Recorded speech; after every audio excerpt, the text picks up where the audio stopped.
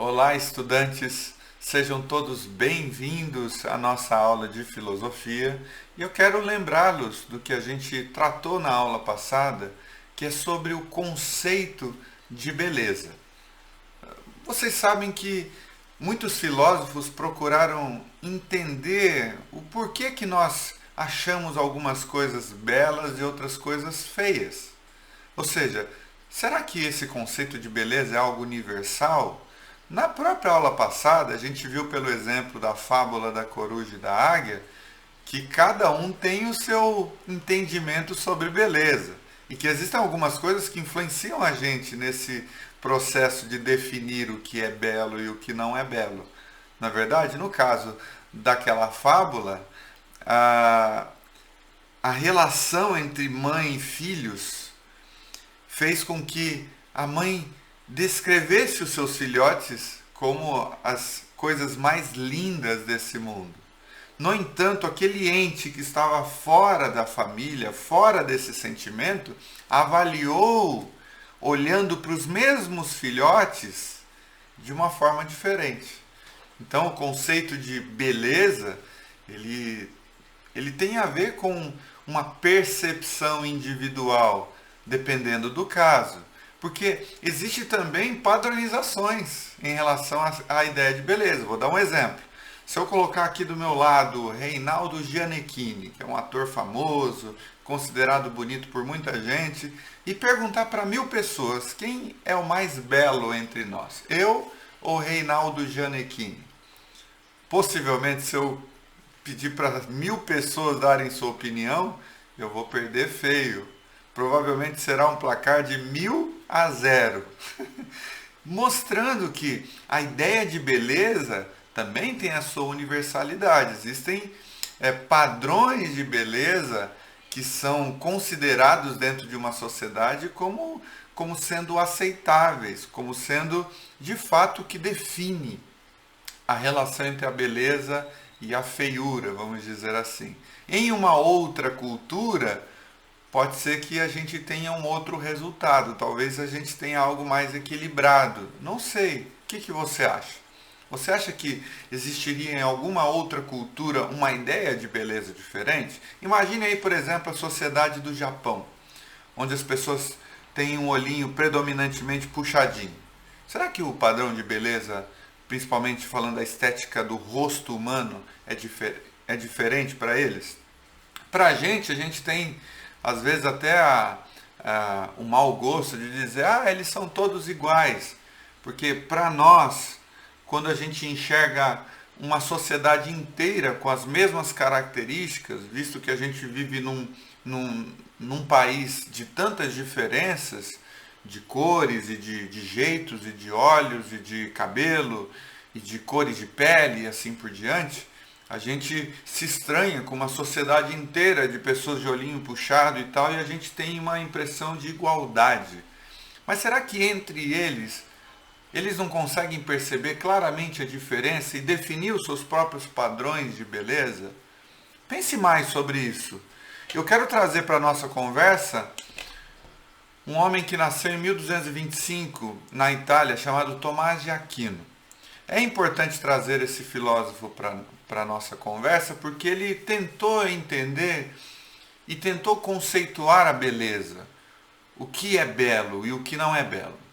Ele chegou à conclusão, pelas suas próprias observações e reflexões, que uma coisa bela é necessariamente uma coisa completa. Ou seja, se nós tivermos uma obra de arte em que o pintor ele tinha como objetivo pintar um ser humano, e ele pintar esse ser humano sem a cabeça, por exemplo, para Tomás de Aquino, essa obra de arte não seria bela, porque perde o componente da completude. Para Tomás de Aquino, algo belo é necessariamente algo completo. Se eu for desenhar um carro vai ser bonito se eu desenhar ele com todas as rodas, com o volante, com todos os elementos que caracterizam um carro. Se eu desenhar um carro sem uma roda, para Tomás de Aquino, esse desenho vai perdendo componentes de beleza. Outro critério que ele disse que a beleza necessariamente corresponde é, é o critério da proporcionalidade. O que é proporcionalidade? É quando o desenho ou a obra de arte ou o elemento, o objeto, o animal, a pessoa, ela possui simetria, que é esse conceito de que haja igualdade entre as partes, entre os espaços. Por que eu estou posicionando-me exatamente no meio da tela? É para dar a impressão de simetria. Tá? Eu não poderia sentar aqui para gravar essa aula. Olha o espaço que sobrou aqui. Ou eu não poderia sentar aqui, por exemplo, desse lado. Mas, porque a gente procura sempre essa questão da proporção e da simetria, a minha tendência é ficar no meio. De tal maneira que esse espaço que está aqui seja mais ou menos do mesmo tamanho que esse espaço. Veja, nós estamos trabalhando com o conceito de beleza o tempo inteiro. Por exemplo, a simetria, a proporcionalidade é o seguinte, ó. Essa parte do meu rosto aqui, ó, ser exatamente do mesmo jeito do que essa parte do meu rosto. Se as duas partes forem iguais, elas são simétricas. Elas trabalham a ideia de proporcionalidade. Se elas são diferentes, se os espaços entre o olho, o nariz, a boca e o nariz forem diferentes, a gente já está lidando com uma ideia de não simetria, de não proporcionalidade. Tá? Os prédios, por exemplo, trabalham muito com essa ideia de proporcionalidade. Você olha um prédio de fora, por exemplo, você vai ver as janelinhas sempre no mesmo espaço entre uma e outra, tá? Causando aquela impressão de que é uma fileira com espaços iguais. Essa é a ideia de simetria, de proporcionalidade. Para Tomás de Aquino, algo tem que ter esse componente para ser considerado como belo. Tudo bem? E uma outra coisa também que Tomás de Aquino falou é que a beleza tem a ver com algo que é claro, algo que é evidente, algo que não esconde nada por trás. A beleza tem a ver com a transparência, tem a ver com a verdade nítida, evidente de algo. Então, para ele, tem que ser completo, tem que ser proporcional e tem que ser claro. Essa é a ideia de Tomás de Aquino. Qual que é a sua ideia? Se eu perguntar para você, o que você considera belo em se tratando de ser humano? Em se tratando da natureza? Você acha a natureza bela? Você acha os fenômenos da natureza belos? Há pessoas que olham para um raio caindo do céu, por exemplo, e acham aquilo formidável. Acham aquilo lindo. Há pessoas cujos sentimentos que aquilo provoca nelas é apenas de espanto, de medo, de tristeza, de angústia, de aflição, de sentimento de autopreservação. Preciso correr. Há pessoas que gostam de admirar. Assim também em relação à chuva. Há pessoas que fogem da chuva como quem foge de algo que vai matá-los. No entanto, há pessoas que gostam não apenas de tomar chuva, mas há pessoas que gostam de admirar a forma como esse fenômeno acontece. O que é belo para você? Quais seriam as características de uma pessoa bela para você? Bom, pensando um pouco sobre essa beleza, um pouco mais, a apostila na página 20, ela traz alguns exercícios para você delimitar, demarcar com um X, se você acha essas obras de arte belas ou não. Tá bom? Nós temos aqui a obra de arte de J. Bezerra, de Joan Miró e de Pablo Picasso. É claro que, se você for utilizar como critério as ideias de Tomás de Aquino, você diria, por exemplo, que essa obra de arte aqui, ó, A Mulher Sem Cabeça, de J. Bezerra, já não atenderia ao critério de completude. Ela está com a cabeça fora do pescoço, tá vendo? Mas a ideia aqui não é você trazer a ideia de Tomás de Aquino para a sua percepção. A ideia é você dizer o que esse quadro te trouxe impressão. É uma impressão de beleza ou de não beleza? Anote aí, é belo ou não é belo para cada uma dessas opções. E é interessante falar sobre isso porque A beleza tem a ver com critérios. Veja que na aula passada a gente falou sobre a coruja e a águia, e o critério que foi utilizado para descrever os filhotes era absolutamente influenciado pelo amor que um tinha pelo outro. E ao falar de critérios, a gente está falando daquilo que antecede o nosso julgamento. Eu posso julgar algo belo ou não belo, dependendo do critério que eu adoto para tal. Isso tem muito a ver com a nossa particularidade, tem também influências sociais, tá? É um misto disso tudo, mas vamos refletir sobre isso. Abra aí a sua apostila na página 20, tá bem grandão aí escrito critério. Além de admirar a realidade à sua volta, os filósofos desejam compreendê-la sem cometer enganos. Então, eles observam cuidadosamente a realidade e estão dispostos a avaliar suas ideias e seus julgamentos sobre elas. E é nesse contexto que as perguntas são bem-vindas. Perguntar é sempre uma atitude filosófica louvável, aliás, imprescindível. Não dá para filosofar sem perguntar, tá? Pergunte sobre o mundo, pergunte sobre si mesmo. É importante fazer essas avaliações. Será que o meu critério de beleza tem razão de existir? Ou seja, tem um porquê de eu pensar da forma como eu penso? Tem um porquê de eu adotar o tipo de pensamento que eu adotei?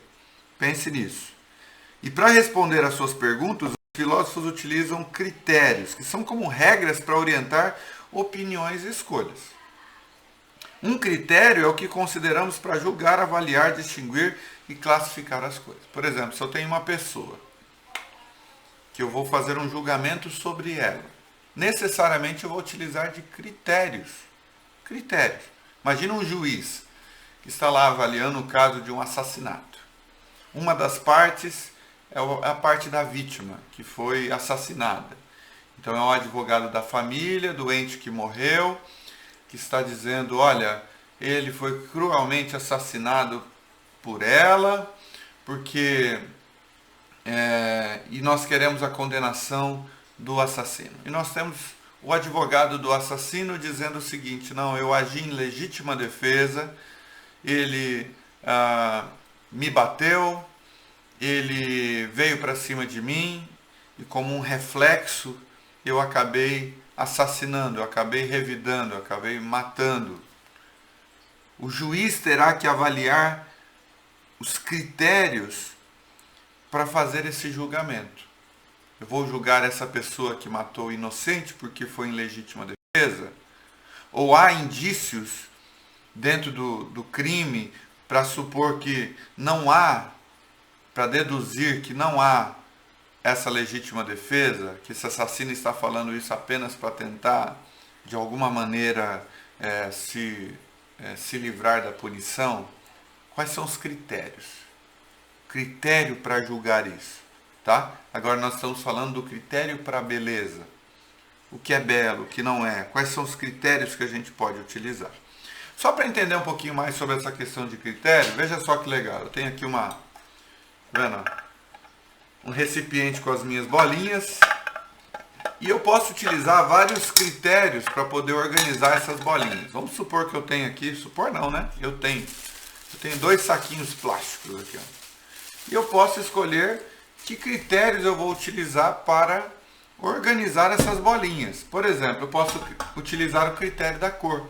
Então, todas as bolinhas que têm cores próximas do amarelo, eu vou colocar em um saquinho, por exemplo. Deixa eu ver aqui se eu tenho mais alguma bolinha. Olha aqui, ó, mais uma bolinha amarela. Mais uma bolinha amarela. Do outro lado é rosa, mas é amarelo. Então, tudo que tiver algo parecido com o amarelo, eu vou colocar dentro do meu saquinho. Então, o critério que eu estou utilizando para a organização das minhas bolinhas tem a ver com a cor. Olha aí, ó. Eu tenho um saquinho de bolinhas com cores próximas do amarelo. Eu poderia também utilizar o critério do azul. Eu quero colocar aqui no meu saquinho bolinhas que tenham alguma coisa na cor azul ou próximo do azul, como é o caso desse roxo. Veja só, um azul diferente. Essa bolinha aqui não é predominantemente azul, mas tem muito azul nela, então eu vou colocar uma outra bolinha igual. Ok, então esse é o critério de cor. Um saquinho com bolinhas predominantemente amarelas e um saquinho de bolinhas de cores predominantemente azul. Agora vou recolocar essas bolinhas aqui e vou mudar o critério de organização. Não, eu não quero usar o critério da cor, eu quero utilizar o critério do desenho. Se é uma bolinha lisa, eu vou guardar em um saquinho. Se é uma bolinha desenhada, eu vou colocar em outro saquinho. Veja só, essa bolinha aqui completamente lisa. Vou colocar nesse saquinho. Vou pegar só as lisas agora, ó. Lisa. Veja só, essa bolinha aqui é lisa também. Essa aqui é lisa. Essa bolinha aqui é lisa também, não tem nenhum tipo de estampa, nem nada do tipo. Olha aqui, ó, outra bolinha lisa. Bolinha lisa. Bolinha lisa. Percebam? Beleza. Olha aqui, ó, saquinho de bolinhas lisas. Agora aqui eu vou colocar as bolinhas com estampa. Olha aí que legal. Bom que vocês conhecem a minha coleção de bolinhas. Olha aí, ó. Olha que bonita essa. Olha que bonita essa. Essa aqui é lisa, vou colocar aqui. Olha aí. Estampa. Estampa. Olha que bonita essa. Estampada. Olha aí, já está ótimo. Tenho agora um outro critério, não é pela cor, mas é pelo desenho da bolinha, tá vendo? Então, tudo depende do critério que eu vou utilizar para organizar ou para pensar os aspectos da beleza. Para incrementar ainda mais a nossa aula de hoje, para vocês verem como essa questão da beleza também está relacionada ao amor, quer dizer, quem ama acha bonito o outro, independentemente da opinião, da sociedade ou coisa do tipo. Eu trouxe aqui para vocês a música do Tim Maia, chamado Coisa Mais Bonita. Olha como ele achava a sua amada bela. Ele dizia o seguinte, ó, coisa mais bonita deste mundo, que beleza. Estou me apaixonando por você com certeza. Nada nessa vida é igual ao seu beijo, é uma doçura, é melhor do que desejo. Eu vou te namorar, eu vou me apaixonar, quero te carregar para a melhor parte do mundo. Haja o que houver, dessa vez eu vou fundo, nada vai tirar meu amor do meu mundo, mas o tempo passa. Mas eu gosto do teu colo, sinto sua falta, meu amor, eu te adoro. Então olha só, ele usa várias vezes a palavra beleza, bonita, belo, para falar acerca da pessoa que ele ama. Também é o caso de Shakespeare, que no soneto 18 disse o seguinte: se te comparo a um dia de verão, és por certo mais belo e mais ameno. O vento espalha as folhas pelo chão e o tempo do verão é bem pequeno. Às vezes brilha o sol em demasia, outras vezes desmaia com frieza. O que é belo declina num só dia, na terna mutação da natureza. Mas em ti o verão será eterno, e a beleza que tens não perderás, nem chegarás da morte ao triste inverno. Nessas linhas, com o tempo crescerá. E enquanto nessa terra houver um ser, meus versos vivos te farão viver. Então, a paixão, o amor, eles trazem sobre nós a ideia da beleza. Um filme que é bem interessante, já que nós estamos nesse tempo de quarentena, se você quiser assistir um filme que os fotógrafos consideram como um filme bonito de se enxergar, porque existe um critério nas avaliações sobre os filmes que é o critério da melhor fotografia. Melhor fotografia não é nesse sentido que a gente diz, ele tira uma foto, fica linda aquela fotografia do filme. Não. É no sentido de melhor imagem, tá? A beleza relacionada à imagem. Então, se você quiser assistir um filme que é considerado belo pelos fotógrafos, é O Senhor dos Anéis, A Sociedade do Anel. É o primeiro filme do Senhor dos Anéis, tem 3 horas de duração. Se você quiser aí no seu passatempo assisti-lo, vai ser bem legal. Você vai perceber a beleza do mundo construído, não é? Pelo seu diretor, pelo roteirista, pelas pessoas que cuidam da imagem do filme. Roteirista não, roteirista cuida da outra parte, né? Que é a parte da história do filme. Mas aqueles que cuidaram da parte visual do filme, cuidaram tão bem que é um dos filmes considerados mais bonitos de se ver pelos fotógrafos, né? Então, O Senhor dos Anéis, A Sociedade do Anel, é um filme de 2001, já é meio antiguinho, mas vale a pena assistir. Agora, para encerrar nossa aula, eu quero falar sobre uma coisa muito séria, que é sobre a questão dos padrões de beleza. Veja, nós temos que tomar muito cuidado com associar o nosso valor pessoal aos padrões de beleza da nossa sociedade, tá?